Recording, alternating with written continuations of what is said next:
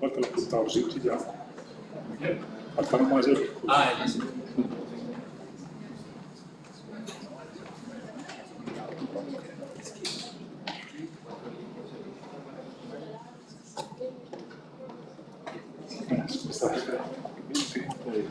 Quería hacer una pregunta. Vamos hasta el jueves 29, ¿cierto? Yo le quería preguntar si ese jueves 29 va a ser algo. La evaluación, yo, sabes, la evaluación la mandar por correo y. Sí, porque es que pues, ya terminó todo y ya a mi casa. Después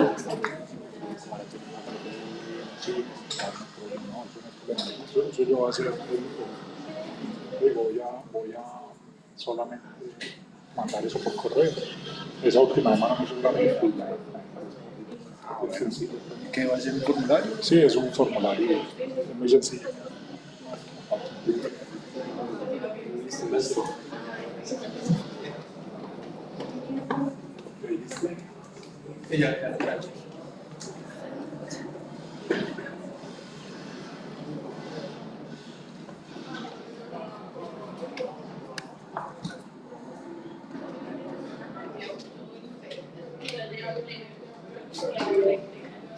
Bueno, buenas tardes a todos y todas.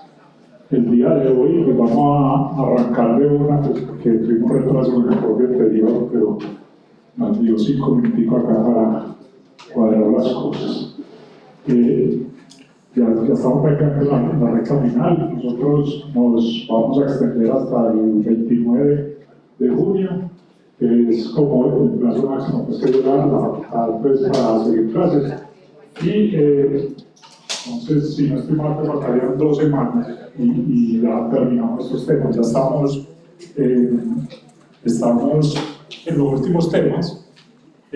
Y como ustedes saben, yo lo he venido repitiendo, pues esta cátedra tomó este esquema de trabajo de estos 6 principios para la innovación, cambio de mentalidad hacia el futuro. Y hoy pues vamos a hablar de 2 principios que se nos presentan acá. Estamos en el tema de la abundancia, ya lo hemos trabajado varias veces con varios consultores y esta abundancia pues trae muchos temas asociados, pero uno de ellos muy importante es la adaptación al cambio. El cambio es una oportunidad, el cambio es abundante en el mundo, o sea, toda hora está cambiando y esa es una abundancia que muchas veces es complicada de manejar, es difícil de manejar, pero quien se adapta al cambio pues va a encontrar muchos recursos, muchas oportunidades y va a poder hacer muchas cosas. Y también pues vamos a seguir hablando del principio 6, como ustedes lo vieron. En la clase pasada pues tuvimos a Pablo Carvajal hablando del lanzamiento de una visión, pero hoy vamos a hablar de experimentación y de desarrollo personal, porque estas 2 cosas van de la mano, de alguna manera. Traje esta frase en inglés porque es difícil, sobre todo, traducir lo último, pero pues quiere decir, si tú realmente estás moviendo el mundo hacia adelante, siendo innovador, empieza siendo innovador desde dentro y disrúptate, pues porque eso es lo que está complicado de traducir, disrupt yourself, por eso lo puse en inglés. Esto tiene que ver, pues, precisamente con lo que estamos hablando, que el desarrollo personal y la innovación vienen de la mano. O sea, no, si quiere ser innovador, pues tiene que innovarse a sí mismo, tiene que hacer cambios profundos en sí mismo, y por eso son 2 cosas que vienen de la mano. Esta señora que nos dice eso, pues tiene todo un libro donde habla de cómo hacer esa disrupción personal, esa disrupción interna. Ese cambio de paradigmas, porque nosotros hemos hablado que lo disruptivo es precisamente cambiar paradigmas, cambiar maneras de ver las cosas que están dadas pues, por sentado y que de alguna manera pues, nos lleva a lo que se llama la zona de confort, pero quien está moviendo al mundo hacia adelante generalmente no no está habitando una zona de confort, está habitando una zona de reto que es muy diferente. Este señor Cho, que es uno de los líderes de Toyota, una gran fábrica de automóviles, ha sido todo un disruptor en esa industria y no solamente en esa industria, sino que ha sido un disruptor que ha trascendido industrias. Pues un tema importante que Toyota trajo al mundo es este concepto de Lean Manufacturing, y es todo una manera de ver la producción y que tiene que ver mucho pues, con un proceso de calidad, con un proceso que conecta personas, tecnologías, pero también lo que yo resalto acá y es que este señor tiene muy claro el tema de las personas, y por eso dice, primero nosotros construimos personas y luego carros, y esta es una de las pues, como de los mensajes que quiero dejar aquí muy claro, y es que es muy necesario eso, o sea, es muy necesario primero pensar en las personas, primero pensar en cómo evolucionar las personas y después dedicarse a hacer lo que uno hace, porque, y sobre todo si uno se mueve en industrias de mucha innovación, eso trae, por decirlo de alguna manera, sus riesgos a nivel personal y hay que aprender a gestionar esos riesgos desde el desarrollo personal. Por eso, pues, de alguna manera hay que hacer un reset del mindset, un reset de la mente, hay que atreverse a pensar de maneras diferentes por fuera de la caja. Y parte pues, también de la invitación que se va a hacer el día de hoy es hacer ese reset, ese cambio para él. Acuérdense que también hemos visto en unas sesiones anteriores que el cerebro está programado para la eficiencia, es decir, el cerebro es mucho más productivo que muchas cosas, pues esto lo vimos de alguna manera, pues es un órgano que consume el 20% de la energía del cuerpo y solamente representa el 2% del peso corporal. Y también, pues, hablamos también de manera tangencial del tema del inconsciente, en uno de los videos que poníamos, donde hablaban del sabio inconsciente. Y esta es una afirmación que suena muy rara, pero que es bastante comprobable por la ciencia actual, y es que la conciencia es el producto más sofisticado del inconsciente. Es decir, nosotros tenemos unas capacidades inconscientes generalmente, y esas son las que producen la conciencia. Entonces, y esta frase ya la habíamos visto acá, pero la vuelvo a traer, de Albert Einstein, que dice: una mente intuitiva es un don sagrado, la mente racional, sirviente leal. Hemos creado una sociedad que rinde tributo al sirviente y ha olvidado al don. Es decir, le damos mucho peso a la racionalidad, cuando de verdad la racionalidad es producto, por decirlo de una manera, de la irracionalidad o del inconsciente. Entonces, recuerden pues que ese consciente, esa punta del iceberg, pues tiene una capacidad de procesar 50 bits por segundo, mientras que el inconsciente es capaz de procesar 11 millones de bits por segundo. Es una diferencia astronómica, pero esas son las capacidades del cerebro. Entonces, pues el inconsciente del cerebro es una barbaridad en comparación del programa consciente del cerebro, y por eso hay que hacer ese reset, hay que darle importancia a ese inconsciente, sobre todo para este tipo de labores que requieren innovación. Una de las funciones de la conciencia es seleccionar los comportamientos que pueden automatizarse y volverse inconscientes. Y esto, pues, todos los que manejamos carros, pues, tenemos ese aprendizaje que uno, mientras estuvo aprendiendo en sus clases de conducción, pues, manejar una cosa supremamente complicada, uno tenía que estar pendiente de mil cosas, generalmente eso causaba mucho estrés, mucho nervio, y era un proceso complejo, pero en algún momento del aprendizaje de manejar carro, ya una cuestión totalmente inconsciente, uno maneja, habla por teléfono, escucha, pues hay veces que uno está manejando y se da cuenta que está manejando. Entonces, ese es uno de los ejemplos clásicos de por qué, de esa conciencia, seleccionando comportamientos que lo pasan inconsciente y vuelven automáticos totalmente. O sea, manejar es muy complejo. Uno nunca piensa que está metiendo el clutch, que está frenando, que está nada. Eso ya es absolutamente automatizado. Y por eso hay que hacer ese tema de ver que vamos a automatizar en todo este proceso. Vuelvo e insisto en esa necesidad de resetear ciertas cosas, de poder de alguna manera poner esa mente creativa, esa mente innovadora en un mecanismo de salirse de paradigmas, salirse de preconcepciones. Y para resetearse, pues hay que hablar también de que básicamente, pues, ¿por qué es importante resetearse? Entonces aquí voy a hacer una serie de afirmaciones, y es que el problema no es innovar no es el problema. Nosotros, ser humano, yo creo que por naturaleza es innovador. El problema es prepararnos para lo que generan las actividades innovadoras, creativas, locas, disruptivas. Eso sí es complicado, o sea, no tanto innovar, sino producto de la innovación es complejo. ¿Por qué? Porque todas esas actividades innovadoras, creativas, locas, disruptivas, pues producen prejuicios, luchas de poder, paradigmas paralizantes.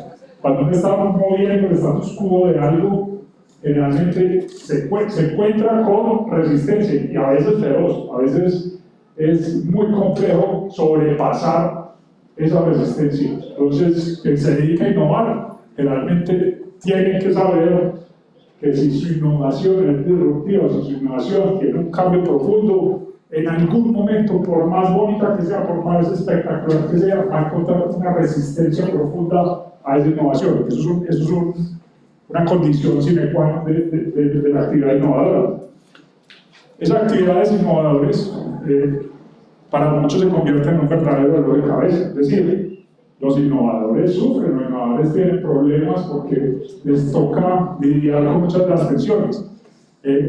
¿Por qué? Porque descontrolan, reemplazan paradigmas, cambian el status quo, y ese cambio del status quo termina por molestar a los que están muy cómodos en su zona de confort, lucrándose del status quo. Entonces, ese siempre va a haber una lucha, siempre. O sea, quien hace una gran innovación pisa callos de alguien que se está lucrando del status quo.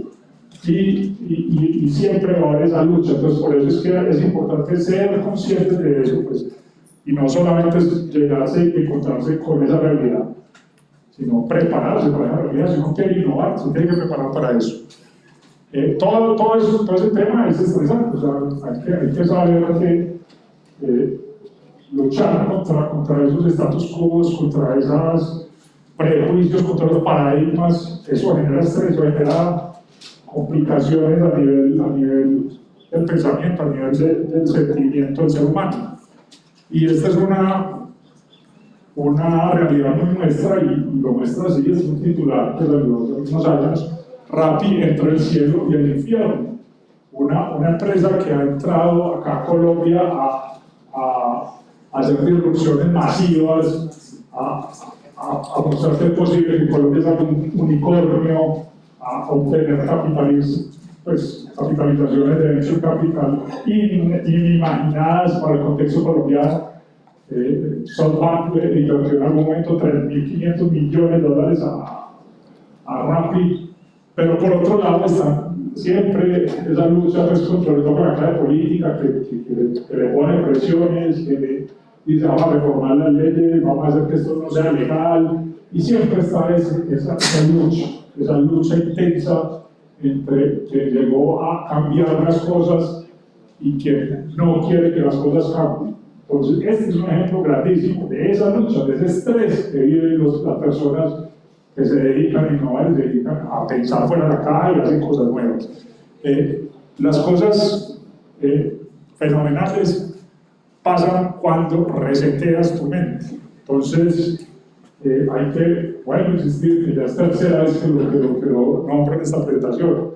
Hay que resetear, hay que de alguna manera hacer un alto en el camino, hay que bajar ese estrés, hay que buscar lugares en donde se puedan expresar estas cualidades innovadoras de la mejor manera. Y por eso, pues, hay que encontrar esos lugares que son físicos o también son metafóricos. Es decir, esos tres lugares que voy a presentar a continuación son lugares que todos hemos disfrutado en mayor o menor medida y que son necesarios a la hora de innovar. Es decir, tenemos que visitar física y metafóricamente estos lugares, porque de cada uno de estos lugares sacamos cosas importantes. Entonces, en primer lugar, el patio de recreo. Hay que visitar el patio de recreo. Que divertirse, hay que resetear. La diversión es un buen reset. Y ahorita más porque el café es otro tipo de experiencia. El café es una experiencia, vos ir a conversar, vos a tomar un café con alguien que quieres conversar. Y también es muy importante visitar metafórica y físicamente los cafés y tomarse un tinto con las personas que uno quiere incluir en sus proyectos, en sus innovaciones. Y por último, el laboratorio, porque entonces es el más el que no es tan común de visitar, pero pues hablando también de su tema físico, pero los laboratorios pueden existir en cualquier lugar. Un laboratorio es la vida, o sea, uno puede probar muchas cosas en la vida y no tiene que estar en un laboratorio físico, sino que la realidad puede ser un laboratorio de muchas cosas. Entonces vamos a empezar a desglosar esos tres lugares y por qué son importantes. Ese patio de recreo, que todos los niños, todos jugamos en un parque infantil. ¿Y qué pasa en ese parque? Vámonos a esa niñez. Los niños abiertos, los niños no tienen prejuicios, los niños se relacionan muy fácil con los otros, con los padres. Uno lleva a un niño chiquito a un parque y sale y ya tiene 3 amiguitos nuevos. Hay apertura, hay juego, obviamente, la gente se divierte, los niños están en ese movimiento y el juego es fundamental para todos. O sea, hay gente que dice, nosotros aprendemos a partir del juego. El juego no se nos puede olvidar. Hay creatividad, obviamente. Hay mucha exploración, mucho movimiento y mucha variedad en esos parques de juego. Son ambientes muy vibrantes, son ambientes necesarios. Los niños en un parque de juego no funciona. Y ese niño interior es también algo metafórico que tenemos que buscar si queremos meternos en este tipo de cosas. Nosotros vamos creciendo y nos van a olvidar una cantidad de cosas que teníamos como niños, pero que de alguna u otra manera pues, nos van mochando. Entonces hay que volver a ese niño interior para poder tener una mente que sea creativa, que sea innovadora. Los estudiantes mediocres son más exitosos en la vida laboral. Entonces, muy seguramente el maqueta de la clase, que no hacía nada, pero que era muy llavero, todo le va a ir mucho mejor la vida laboral. Las vidas laborales son de relaciones, de interconexiones. Y esto es una estadística. Hay otro tema aquí que va a mostrar en la siguiente diapositiva y es las cualidades que se requieren para el liderazgo. En una encuesta con líderes mundiales y con CEOs, y dijeron, bueno, de las personas, ¿qué necesita más? Y lo que más se necesita es creatividad. Entonces, eso también nos debe dar un mensaje. La creatividad es fundamental para la empresa, para la organización. Necesitamos gente creadora. Un niño es creativo por naturaleza. Y si quieres ser creativo, pues tienes que acudir a ese parque de juegos, porque ese parque de juegos estimula la creatividad, estimula esa variedad, esa apertura y sacar cosas nuevas. Hay otro tema importante que también lo podemos mirar acá para temas de creatividad, y es lo que se llama la multitarea. Multitarea es hacer muchas cosas al mismo tiempo. Hay estudios que dicen que los seres humanos no buenos para la multitarea, entonces tenemos que enfocar en algo para poderlo hacer bien. Pero hay otro concepto interesante que se llama multitarea en cámara lenta, es decir, uno hacer muchas cosas, no tan al mismo tiempo, pero sí hacer muchas cosas. Y hay exponentes muy claros de esta disciplina. Uno de ellos es un tipo que Bill Gates lo ha catalogado como una de las personas más inteligentes que él conoce, y que básicamente es era el CTO de Microsoft, y se ha dedicado a tantas cosas que en algún momento se dedicó a escribir un libro de cocina y tenía un laboratorio de cocina literalmente para hacer sus experimentos y es una eminencia de la cocina, tipo dedicado a los temas de software, de Microsoft, de todas estas cosas, pero se da la licencia de cambiar y buscar, explorar otros lugares que no son comunes. Entonces, ese también es un llamado para ustedes. No se encasillen en cosas muy, digamos así, poco variadas. Porque una persona que tiene muchos hobbies, que tiene muchas maneras de divertirse, muchos patios de juego diferentes, es la que puede tener un cerebro más adecuado para la innovación y para la creatividad. Entonces, la invitación: busquen los patios de juego, busquen las cosas que los diviertan y háganlas conscientemente, porque ahí pasan cosas importantes para la innovación. Niño interior, no existir el niño interior jugando con arena. Hay que buscar ese personaje. Todos fuimos niños, todos jugamos como niños, y en algún momento se nos fue el tema de ese arenero, y ese arenero pues es algo importante. Pues lo denoto la importancia, y es porque el cerebro necesita emocionarse para aprender. Si no hay emociones, ese aprendizaje pues va a ir bien, pero el aprendizaje profundo, el aprendizaje que se queda en nosotros, es el que nos causa emociones. Y por eso es que es tan importante el juego para los niños, porque el juego para los niños es emocionante, el juego para los niños es apasionante, y ahí aprenden muchísimas cosas.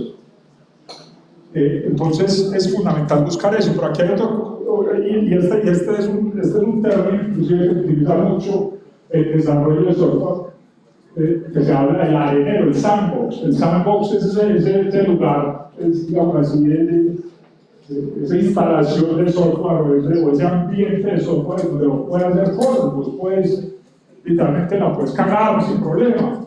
No es el ambiente de producción, no es el ambiente de calidad, es el sandbox, donde vos puedes hacer lo que quieras. Hay que buscar esos areneros, porque esos areneros son muy importantes también por esto, porque en los areneros, pues, los castillos de arena se derrumban, los castillos de arena se caen, los castillos de arena son efímeros, y tenemos que estar expuestos a eso, que es hacer las cosas mal también, no solamente siempre bien, sino mal, equivocado, que se nos caigan los castillos de arena. Eso es muy importante. Los más grandes pensadores originales son los que más fallan, porque son los que más intentos hacen. Eso también es otro tema que hay que tener en cuenta. Un gran triunfador generalmente también es un gran fracasado. Pero es la persona que fue capaz de fracasar y fracasar y fracasar hasta que por fin la sacó del estadio. Y eso lo encontrás en todo. O sea, por ejemplo, alguna vez hay un documental de Michael Jordan. Todos lo recordamos como la gran estrella de la NBA, pero un tipo que falló muchísimas veces, tiene récords en tiros fallidos, hubo finales que perdieron por él, y eso obviamente queda en la trastienda, pero él fue lo que es, precisamente por el tema del fracaso. Otro personaje que puedo mencionar en la misma dinámica es el mismo Leonardo da Vinci. Leonardo da Vinci, todos lo conocen como el gran genio, pues, el gran pintor, el gran inventor, pero los que se han metido en la vida de Leonardo da Vinci pueden decir con certeza que fue un gran fracasado, que tuvo fracasos estrepitosos, que le tocó irse desterrado de su tierra por fracasos que le pasaron, y que al final de sus días él inclusive era inseguro de sí mismo. Decía: ¿qué he hecho con mi vida? Al final de su vida, Leonardo da Vinci. Entonces, eso nos tiene que decir algo. Hay que intentar, hay que fracasar muchas veces, porque eso es fundamental para la innovación. Eso lo dice este señor Adam Grant. Yo los invito a leer este libro, Los Originales. Es un libro bastante interesante, porque él se ha dado a la tarea de estudiar a esos originales, de estudiar a las personas que cambian el mundo, revolucionan la industria y todo, y llegan a esas conclusiones. Entonces, los que triunfan son los que más veces lo han intentado, y no es un tema intuitivo, literalmente es algo que viene, esto es una investigación de conocer a esas personas que han triunfado en la innovación.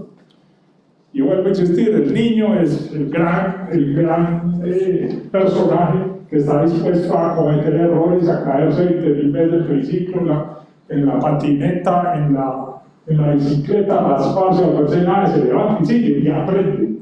Es ese espíritu que tuvimos todos en algún momento de la vida, hay que volverlo a reconstruir. ¿Por qué? Porque a veces la vida nos va diciendo, no, tenés que hacer las cosas bien, tenés que triunfar, y se nos olvida que casi todos esos procesos tienen implícito el fracaso, la caída, el aporreón. Hay que mejorar el performance o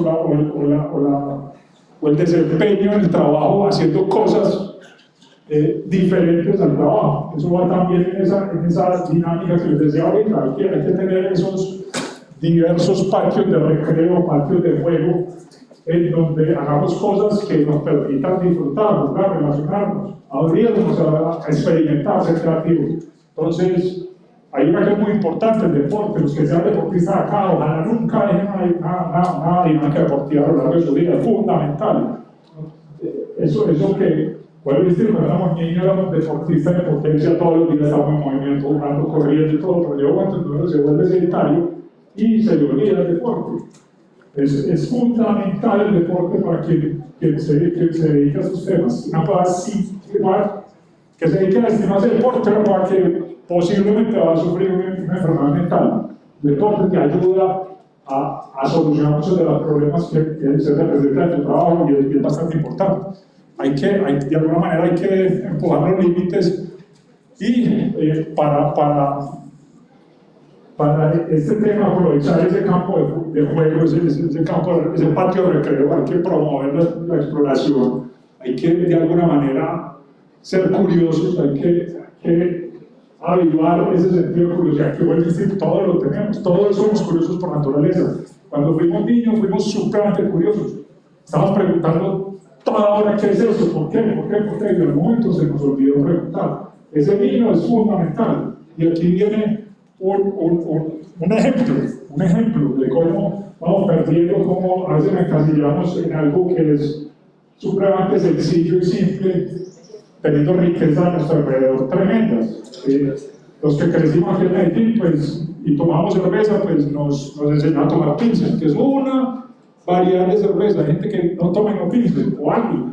Es una variedad muy sencilla de cerveza, pero el universo de la cerveza es gigantesco. Cada bolita es un tipo de cerveza diferente. Uno puede pasar la vida entera explorando cervezas diferentes y darse cuenta de cosas espectaculares. Eso es promover la creatividad, eso es abrir el cerebro a nuevas sensaciones. ¿Por qué tomar Pilsen todos los días si podemos tomar una cerveza diferente cada día de nuestras vidas? Es un interrogante metafórico que les pongo, que se puede trasladar a muchas cosas en la vida. Nos encasillamos en cosas que se vuelven rutinarias, monótonas, y al lado hay una variedad de abundancia tremenda que desperdiciamos. Hay que recompensar la persistencia, hay que tener espacios para disfrutar en medio de esas luchas persistentes que requieren todo este tipo de cosas. Y esto nos da el paso al segundo lugar metafórico, que es el café. Café playero, cualquier café que haya donde la gente se sienta a hablar, a disfrutar de la compañía de los demás. Y son lugares donde hay contemplación, donde hay apertura de nuevo, donde hay conexión, diversidad, confianza, conversación. Todas estas cosas hay que cultivarlas, todas estas cosas hay que hacerlas de manera deliberada. Uno tiene que de alguna manera volverse el que más promueva esto entre sus círculos, porque es muy importante esa apertura, esa diversidad, el conocer personas diferentes, interesarse por las personas, preguntarle cosas por las personas.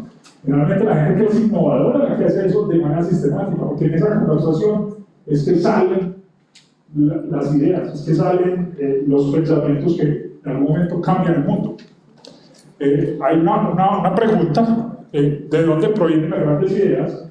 que literalmente es un libro, o sea, una persona, el señor Johnson, escribió un libro sobre eso, haciendo la pregunta, ¿de dónde vienen las grandes ideas? Y ese tema del café, ¿no?, surgió en como resultado científico de este libro.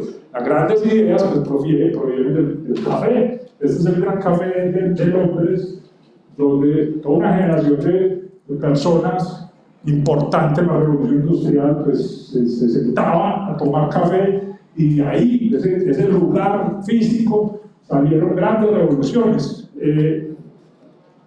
Es así, porque también hay una connotación muy importante de las ideas, es que una idea es una red. Una idea no es algo que sale así de la nada, sino que es una red que va tejiendo de muchas cosas y que conforma una idea. Entonces, también este señor en ese libro, donde vienen las grandes ideas, de alguna manera desmitifica ese momento eureka que está muy ligado también a la innovación. Entonces uno dice, no, pues se me prende el foco un momento para otro y ya. Esa prendida de foco es una red. A uno te prende el foco solo. Vos tenés que haber tejido una red antes de conceptos, de personas, de problemas, de soluciones, para que ese foco se te prenda. Si no, no se te prende nunca. Entonces, una idea es una red. Y también la ejecución de una idea es una red. Vos para ejecutar una idea necesitas un equipo de trabajo, necesitas personas que lo muevan las mismas cosas que te muevan a vos. Si no lo haces, te vas a quedar solito con tu idea y esa idea no va a trascender. Pero si vos haces ese trabajo de conversar, de tomarte el tinto con fulanito, con peranito, de hacer las conexiones, ahí es encontrar esos equipos que te ayudan a gestionar y a materializar las ideas. El tema de la diversidad, pues lo tengo que confesar, ¿no? Provengo de una generación y de un entorno social quizás muy cuadriculado que no daba mucha entrada a la diversidad, pero casi que en mis últimos años me ha dado licencia de conocer esa diversidad en todos los aspectos y darse cuenta de cosas fabulosas que tiene la diversidad en todo sentido. Entonces, ¿por qué? Porque es una oportunidad. O sea, uno ve personas diferentes totalmente a vos en contextos casi que inesperados, genera reacciones impresionantes. Entonces, yo los llamo acá desde ya la experiencia a que ustedes abracen la diversidad. No les dé miedo juntarse con personas diferentes de ustedes, porque tenemos bien innato también impostado, también la sociedad nos ha dicho eso. Témale al diferente, témale al diferente. Es una pendejada, uno le tiene que temer al diferente. Entonces, a eso me dice, es totalmente diferente a mí. Con prejuicios, no me entiendo con esta persona. Y vas y conversar con ella y resulta ser una cosa fabulosa. Entonces, por favor, ahora se la diversidad, porque eso va a brindarle oportunidades en la construcción de las ideas. Y esa apertura y confianza es fundamental. Uno, mientras más abierto, mientras más generador y depositante de confianza sea, pues más oportunidad va a tener para desarrollar la creatividad, desarrollar la innovación. Hay que tener una mente abierta siempre, hay que estar dispuestos a poner siempre los pensamientos en discusión, a nunca pensar de que ya el producto de tu mente es el producto más granado de la experiencia humana y por lo tanto sos poseedor de la verdad. No, usted tiene una mente abierta para que haya cuestionamiento, para que haya choque de ideas, para que haya roce de ideas y para que vos puedas ir evolucionando eso que por algo está ahí, pero solitos, sin esa interacción no llega a ningún lado. Y aquí vamos a tener otro tema, una anécdota también de este señor de Toyota que habla de lo importante de esa apertura. En algún momento, hablando con otro señor, con Jim Wiseman, surgió esta conversación y decía, vea, Jim San, así le decía a Wiseman, todos sabemos que usted es un buen gerente, de lo contrario, no lo hubiéramos contratado. Pero por favor, hable con nosotros acerca de sus problemas, para que podamos trabajar juntos en ellos. A veces somos muy herméticos con nuestro problema. Nos gusta que el problema sea de nosotros nomás. Y ese hermetismo hace que se pierda la oportunidad de solución del problema. Porque hay muchas personas, de todos los que están en esta dinámica, que les gustan los problemas, que les interesa aportar soluciones. Y también hay un tema muy importante, es que a veces nos han enseñado a odiar los problemas. Pues nadie dice, no, ¿qué problema? O sea, este man es un problema, o sea, eso es peyorativo. Pero si somos ingenieros, los que son ingenieros de este salón, y si somos innovadores, queremos solucionar problemas para la humanidad, al contrario de odiar los problemas, debemos amar los problemas, debemos aprender a saber de que por eso es que somos ingenieros, por eso es que existe una carrera de ingeniería, por eso es que vamos a hacer cosas nuevas, porque hay problemas y no, estamos haciendo otra cosa. Hay que hacer laboratorios de intereses comunes, hay que identificar los intereses comunes y por eso el café va a existir, el crítico con los demás es muy importante, porque ahí es donde te das cuenta qué personas tienen intereses afines con los que vos tenés. Entonces, es muy importante en esto. Y también en esa interacción es muy importante uno saber qué es lo que puede dar esa interacción, saber cómo puede aportar, pensar activamente en eso, poder ser una persona que aporte de alguna manera, porque eso nutre la dinámica de interacción. Y bueno, porque esto ha sido ya un sonsonete bastante prominente de esta cátedra, hay que encontrar ese propósito superior, ese propósito de transformación masiva, porque eso te va a ayudar mucho en todo este tipo de dinámicas. Cuando vos tenés el propósito y lo has identificado, estás seguro de él, te volvés casi un predicador de esas cosas. Cada vez que te da un tipo, estás hablando de eso, y eso te va a abrir puertas en todo este sentido.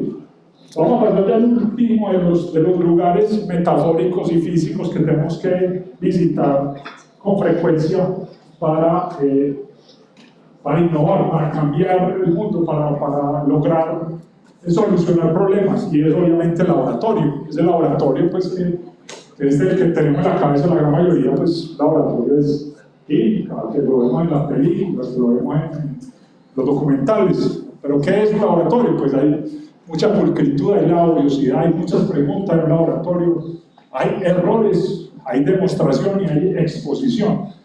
Un laboratorio genera todo este tipo de cosas. Entonces, las personas entran al laboratorio con preguntas y están dispuestas a partir del conocimiento, del enfrentarse con la realidad, validar sus preguntas o validar sus hipótesis o validar lo que está pensando. Y esa es la mentalidad del laboratorio. No solamente puede ser el laboratorio físico, la vida misma es un laboratorio. Entonces uno tiene que estar dispuesto a enfrentarse a la vida, enfrentarse a sus proyectos con esa actitud de un laboratorista, que no tiene la verdad revelada, sino que tiene unos instrumentos que le va a permitir comprobar si esa realidad si es o no es. Entonces, las preguntas son el lenguaje de la estrategia. Por eso es que vuelvo a insistir, eso lo hablamos en alguna de estas clases. Vivimos en la era de la mayótica, ahorita hay que formular preguntas. Más que obtener respuestas, hay que aprender a formular preguntas. Y ese es el lenguaje de la estrategia. Preguntar siempre, ser un preguntor. Las personas entran a los laboratorios siendo preguntores. La estrategia se desarrolla hoy en día en medio de una era exponencial. Entonces vivimos en esa era, que el árbol o no, estamos en esa era, y si queremos desarrollar una estrategia, pues no nos podemos aislar en una burbuja en el mundo, tenemos que trabajar en la era exponencial. Y acuérdense que esta curva que la hemos visto cientos de veces de acá, en esta cátedra, es la curva en la cual estamos inmersos, donde las tecnologías de un momento a otro dan un brinco exponencial y nos cambian una cantidad de cosas que no nos imaginábamos. Por eso es que es muy importante formularse preguntas siempre, porque el mundo cambia tanto que muchas veces las que creíamos que sabíamos, al otro día ya son muy diversas. Entonces, las preguntas las que nos ayudan a encontrar la realidad y poderla conocer en medio de su cambio. Por eso es que muchas de las empresas de hoy en día se tiene que empezar a concebir como una startup. Esa startup que es, pues a mí me encanta el término. Yo puedo decir que llevo muchos años trabajando en startup y no me gustaría nunca dejar de trabajar en una startup, porque una startup, pues, la pinta muy bien el señor Eric Ries en este par de libros que se lo recomiendo, el método Lean Startup y el camino hacia el Lean Startup. Lean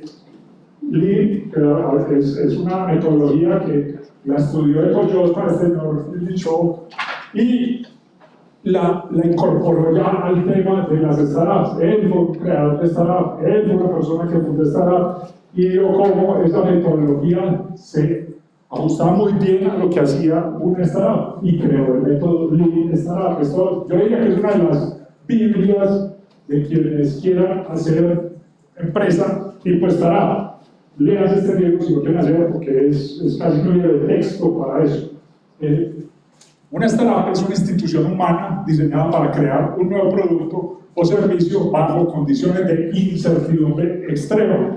Crear un nuevo producto o servicio, hacer una disrupción, innovar, genera incertidumbre extrema. ¿Por qué? Porque no sabemos si eso va a funcionar o no sabemos si eso lo va a comprar los clientes, no sabemos una cantidad de cosas. Y que se pongan en este camino a una startup, tienen que empezar a lidiar con esa incertidumbre extrema. Tienen que saber que eso es parte de su definición, vivir en medio de la incertidumbre extrema. Pero entonces eso genera inconvenientes, muchos inconvenientes. ¿Por qué? Porque miren, hay grandes incentivos para concentrarse en el corto plazo, minimizar los riesgos y desalentar la experimentación en el campo profundo. Muchas organizaciones están afederadas al status quo, entonces siempre buscan eliminar el riesgo. No vamos a arriesgar, vamos a lo seguro. Esto lo hemos hecho así toda la vida, hay que seguirlo haciendo así toda la vida. Y el que innova es decir, no señor, así no se tiene que hacer, hay que hacerse de esta nueva manera, y ahí donde hay los cambios, genera riesgo, genera complicaciones. Entonces, por eso es que no es tan fácil para muchas organizaciones pensarse como una startup.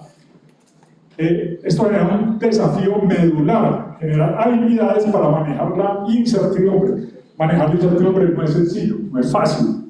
Es un tema complejo, es un tema de años, y uno con los años, uno ya años manejando incertidumbre y aún así como que no le da con el chiste. De todas maneras, hay que exponerse esa incertidumbre, hay que aprender a vivir en medio de la incertidumbre, que es complicado, no fácil, no es cómodo, es muy incómodo. Mucha gente le huye a la incertidumbre, le gusta ir a lo seguro, pero quienes nos desenvolvemos, nos hemos desenvuelto mucho tiempo en startups, de alguna manera nos tenemos que acostumbrar a vivir en la incertidumbre. Por eso quizás a mí me pasó algo muy raro en la pandemia, es que en medio de esa situación tan extrema, todo el mundo estaba estresado, complicado. Yo sinceramente digo que lo disfruté, por algún extraño motivo. Yo me sentía feliz desde la pandemia y todo el mundo deprimido. ¿Por qué? Porque es una situación de amplia incertidumbre, y como yo he vivido caído también en esa incertidumbre, pues para mí era algo nuevo, para mí era algo como raro, extraño. Entonces yo le saqué mucho jugo a la pandemia, y no me deprimí, sino que antes fue lo tengo que decir, como una experiencia placentera para mí. Entonces eso trae el aprender a moverse en incertidumbre. También debemos aprender a coexistir con el fracaso, porque quizás es la mejor manera de aprender. Eso es también una mantra de las startups, aprender a fracasar. Hay quien dice que una startup es una organización que fracasa de manera sistemática, a bajo costo y rápido. Eso es una startup. Aprende a fracasar así, sistemática, a bajo costo y rápido, y con los fracasos aprende cosas. Esa es una buena definición de lo que es una startup. Si no puedes fracasar, no puedes aprender. Según Eric Ries del método Lean Startup, la manera de aprendizaje de una startup es fracasar. Entonces, eso hay que tenerlo muy en cuenta, porque vuelvo a insistir, estamos en una sociedad que no le gusta el fracaso, que nos ha hecho tener una relación totalmente de odio con el fracaso. El fracasado es señalado, el fracasado es excluido de la sociedad.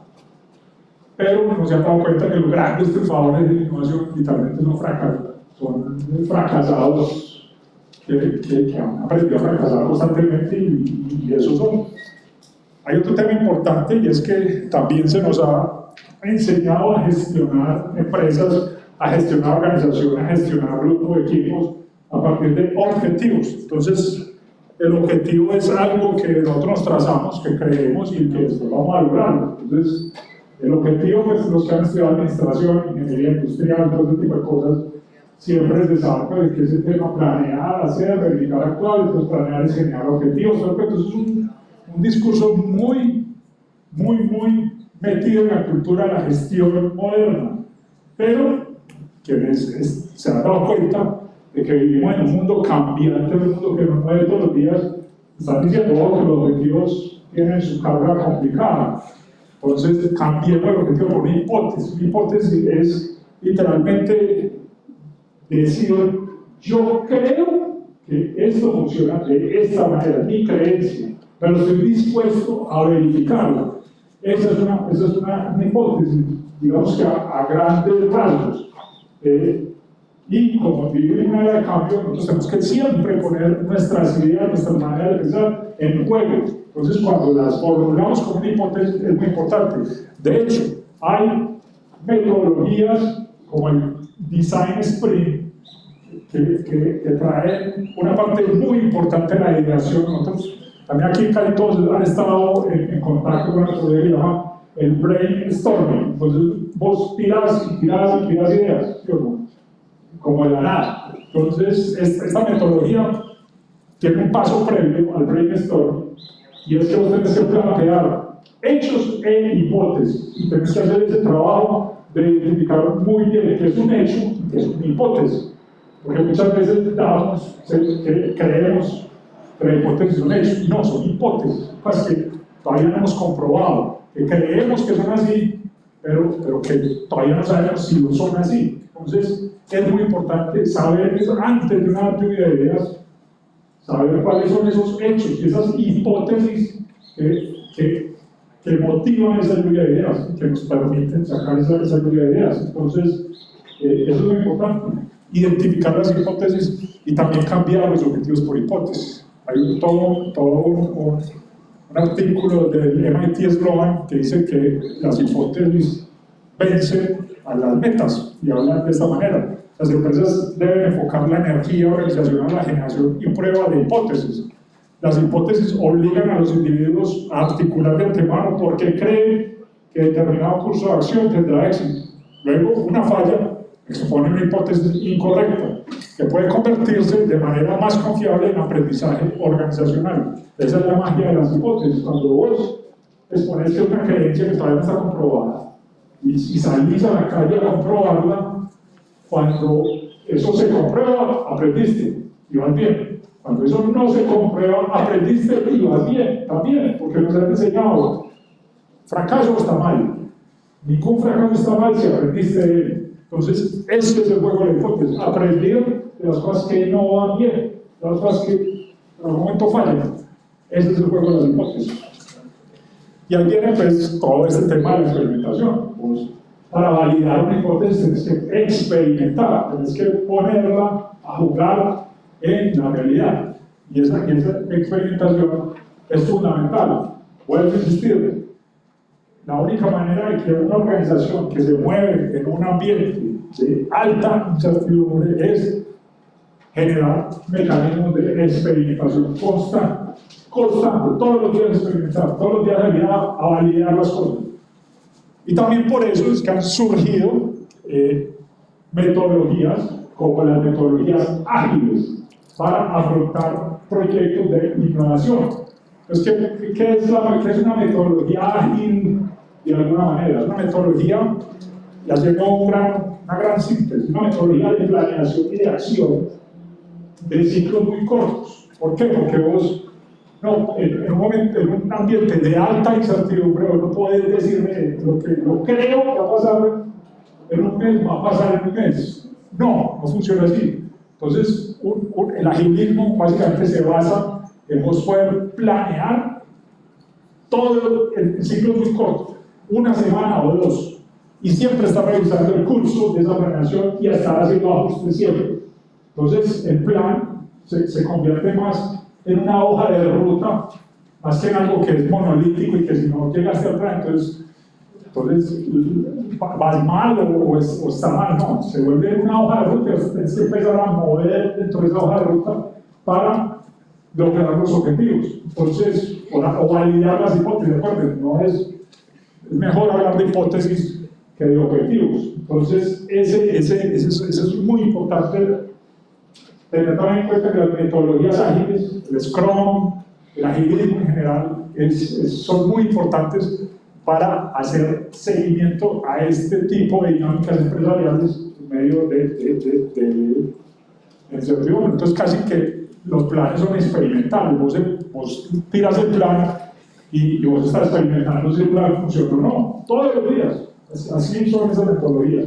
Entonces, la metodología Lean Startup habla pues de la generación de ideas, a partir de esas ideas hacer la construcción de un producto que realmente es un producto mínimo viable, es un prototipo, es algo todavía no totalmente refinado, tienes que hacerlo rápido, por eso es que es un producto mínimo viable, tienes que medir ese producto, obtener datos, aprender y retroalimentar el ciclo de nuevo para que a partir de ese aprendizaje surjan las ideas que van a meter en ese ciclo.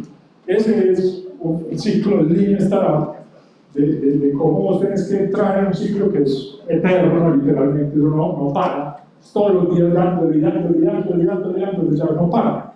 Entonces tenés que estar dispuesto a meterte en esta circularidad, porque si no servís para esta circularidad, si crees que tu plan va a funcionar perfecto y todo lo que vos decís se va a hacer a la perfección y va a tener un resultado perfecto, pues no, literalmente no conoces que es un mundo de incertidumbres. Crees que el mundo funciona de una manera que no funciona de esa manera. Entonces, si te vas a meter en este ambiente de alta incertidumbre, tienes que estar dispuesto a correr este ciclo infinidad de meses. Pero nuestra experiencia ha sido que la mayoría de las grandes instituciones han olvidado cómo probar y aprender. Parece que prefieren el análisis y el debate a probar algo y están paralizados por el miedo al fracaso. Ahí están los componentes que hemos dicho ahorita. El fracaso, esa estigmatización del fracaso, le hace mucho daño a las organizaciones porque las paraliza. Entonces, las paraliza en un ciclo de inacción. Entonces, en las salas de juntas, es todo el mundo analizando, todo el mundo debatiendo, todo el mundo hablando y no haciendo. Y cuando uno habla mucho y no hace, los que hacen le pasan por el lado, rápido, ¡pum! Se van, me escucha aquí hablando y estoy paralizado, no hago nada. Entonces, quien se quiera meter en esto, tenga muy claro que la dinámica es el activismo, es hacer, no hablar mucho. Hablar lo necesario, pero arranque a hacer, ¡pum! Ya haga. Y no le pregunte a nadie, haga lo que decía Pablo. Si vos tenés claras tus cosas, vos haces. No le pedís permiso a nadie y arrancás. Y eso y eso a la larga te genera una posición competitiva. Tomás Alva Edison decía que la verdadera medida del éxito es la cantidad de experimentos que se pueden acumular en 24 horas. Un gran genio de la humanidad que se distinguió por eso, porque para hacer la bombilla no sé si fueron más de 2000 experimentos fallidos para poder hacer esa bombilla, porque no le funcionaba nada, y él seguía, experimenta, hasta que por fin, 2000, 3000 veces más adelante lo logró. Gente con este nivel de testarudez son los que logran las invenciones que cambian el mundo. A nadie que por favor que a nadie discuta que este señor no cambió la humanidad, la cambió por completo, por ser testarudo, por no vencerse ante los fallos continuos y sistemáticos, sino seguir adelante con su propósito y lograrlo. Entonces, ese método Lean también habla de que hay una clave, hay unas claves del éxito para la startup, y es crear rápido, ¿sí o no? Entonces, por eso es cuando le estaba comentando ahorita, que al crear rápido vos tenés un producto mínimo viable, no puedes crear un superproducto con todos los juguetes rápido, eso se demora Es bueno, tenés que ir haciendo productos mínimos viables incrementar en el tiempo. Tenés que tener la hipótesis de creación de valor y la hipótesis de crecimiento. Medir rápido, entonces tenés que tener contabilidad de innovación, indicadores accionables versus manidosos, aprendizaje versus optimización y lotes pequeños. Y aprender rápido, pivotar o perseverar, experimentación propia y coraje. Que este es el término que es muy importante, el del pivote. Pivote es básicamente, yo voy por este curso y no me está funcionando, tengo que estar dispuesto a cambiar, a pivotar, a que el rumbo sea diferente. En algunos otros casos es perseverar, es decir, no, pues esto todavía no da, pero sigamos. Entonces, pero vos tenés que combinar las dos cosas. Y muchas veces no es que solamente sea pivotar, es solamente sea perseverar. Vos te toca pivotar en unas cosas, perseverar en otras, y es una combinación constante de las dos cosas. No es que haya una estrategia unívoca en las organizaciones para eso, se combinan las dos, combinan la perseverancia con el pivote. Por ejemplo, ustedes desde IT Cloud, ¿cómo han vivido ese tema de la experimentación, la iteración? Pues básicamente ha sido tener mucha interacción con los clientes, con los públicos objetivos, estar siempre hablando con ellos, bueno, qué falta, qué necesitan y estar escuchando, tener los canales de escucha activos y a partir de todas estas necesidades ir construyéndolas y a poquito de ir lanzándolas, de ir mirando cómo funcionan. Y también, ¿qué otras cosas? Es ir enfrentándose a los problemas de manera sistemática. En Intro que nos pasó una vez, empezamos muy bien con la plataforma, pero es una norma de abundancia, mucha abundancia inclusive económica. Entonces, hay gente inescrupulosa que se metió ahí para coger donaciones y vendérselas. Eso está prohibido entre los términos de nuestra plataforma. Y era un juego del gato y el ratón, a chicos malos entrando a redar números casi indebidos. Entonces, ¿a qué nos enfrentó eso? A tener mecanismos de seguridad informática que fueron hechos de una manera haciendo de fuego, pues, que seguimos jugando. O sea, con el análisis, usted lo está haciendo acá, entonces, venga, yo ya identifiqué a estas personas, yo tengo unos datos de esas personas identificados, pero ahí ustedes sigan utilizando la plataforma para yo hacer qué. Cuando yo tengo una cosa que me está haciendo casi mal hecho en la plataforma, ya no voy a bloquear a la persona, sino que bloqueo al dispositivo. Y ya ese dispositivo no sirve para él. Entonces, todo es un juego de experimentación, de hacer un proyecto que tenga un nombre clave ahí y poner a ver si eso funcionaba y literalmente funcionó. Pudimos desmantelar las bandas, las sacamos, pues para volver a tramitar otro celular, literalmente. Y eso bueno, ¿no? Mucha gente está dispuesta a hacer juego, pues, de ir bloqueando celulares. Entonces eso es ir iterando, ir haciendo cosas, ir enfrentando a nuevas realidades que uno desde el principio va a conocer, ¿no? Cuando arrancó, que iba a pensar que ahí había personas a meterse en esas cosas indebidas. Uno no piensa en eso, uno simplemente se enfrenta a esas realidades y hay que hacer cosas para que esas realidades no se compliquen. Entonces, hay que seguir empujando los límites y para empujar esos límites hay que hacer algo que es muy complicado para todos, respetar los puntos de vista ajenos, muy difícil. O sea, generalmente cuando llegamos a una conversación siempre creemos que tenemos la razón y muchas veces la razón reside en el otro, que piensa diferente a nosotros, muchas veces. Entonces vos tenés que estar dispuesto mentalmente a eso y tener, a mí en estos días me pasó estamos discutiendo una nueva funcionalidad con compañeros de trabajo. Entonces yo tenía un camino y yo dije, este es el camino. Me fui y tuve una reunión y él me dijo, no, mira, este otro camino. Y en la reunión le digo, no, tenemos que ir por acá. Y saqué disculpas, pues, literalmente, por esto, por aquello, por esto, pues. Pero lo que uno tiene que hacer es, o en mi caso que me funciona, es empezar a molerse a que le llegó la otra persona. Entonces, listo, yo en la reunión quedamos de que seguíamos por el camino mismo.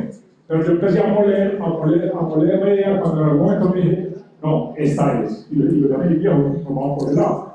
Y es eso, estar dispuesto a escuchar a ella y al otro y a meterla en el pensamiento para irla moliendo, para ir sacando cosas importantes. Entonces hay que respetar los puntos de vista, eso no es fácil. Hay que evitar el exceso de confianza intelectual y eso pasa muchísimo.